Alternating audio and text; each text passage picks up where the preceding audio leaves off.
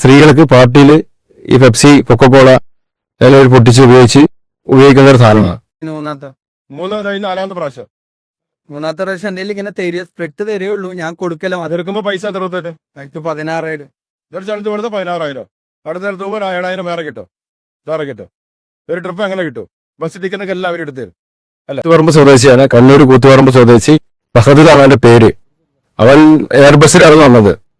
ബസ്സിൽ നിന്ന് ഒരു സെഞ്ചി തുണി പോലെ അതിനെ മടക്കി പിടിച്ചിരിക്കുകയായിരുന്നു.